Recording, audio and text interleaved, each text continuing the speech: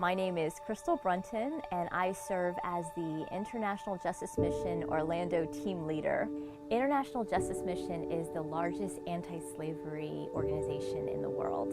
They work in many different communities around the world, and depending on the community that they're working in, the work looks a little bit different.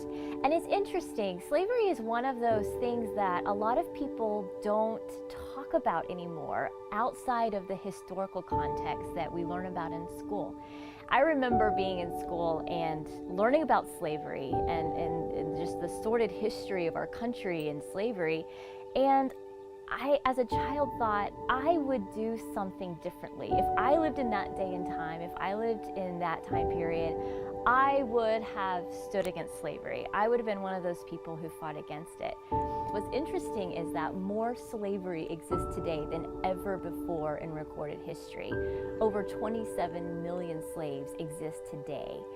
And a lot of people, A, don't know that fact, and B, don't really know what to do with that fact. It doesn't make us feel good. It's sort of a fact we want to run away from and not think about and not look at.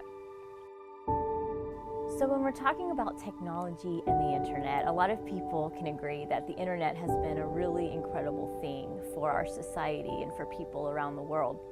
Unfortunately, good things can often come with a dark side, and the dark side of the internet would definitely be cyber trafficking and the problems that cyber trafficking has caused in the international community as well as here within our nation.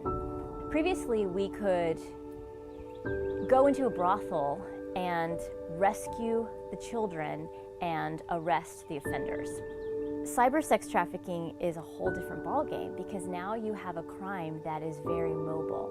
So it can be captured on a cell phone anywhere. Family members are tricked oftentimes by friends of the family or by relatives of the family to say, I will take your child to the city, and because of the intense poverty, I can get them a good education, a good job, and we'll send the money back to you. What ends up happening is it's just all a big trap. So a child will be taken from their home and sent to a big city, and there the child would be forced to work in a small home with many other children, and they'll be forced there into the cyber sex industry. The perpetrators are Americans, they're British, they're from all over the world. And I think one of the things that is going to be really key in deterring more crimes of that nature is prosecution. That's the only way to get the message out that we will not tolerate this in our society. We've rescued 1-year-olds from these brothels, and it's horrifying.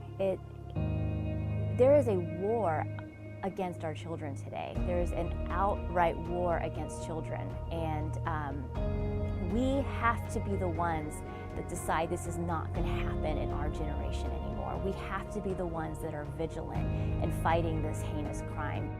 If you see an advertisement, if you get an email from someone, if you hear of friends entering into chat rooms and going into places online and something just doesn't check out, something doesn't seem right, that is the point where you have to start letting the authorities know.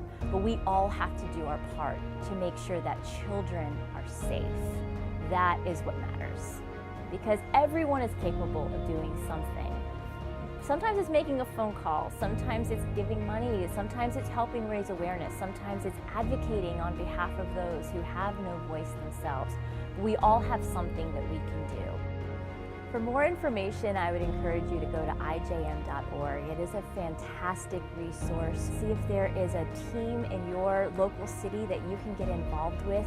Help us advocate, help us strengthen the laws that are already in existence, and continue to get them funded so that when word is out that a child is being exploited or a child is being abused, we can then work with local authorities and take the children from that environment, rescue them, restore them in a safe and loving environment, and hopefully the goal is to take them back to their families. If the family is a safe place for the child, to restore them back to their families.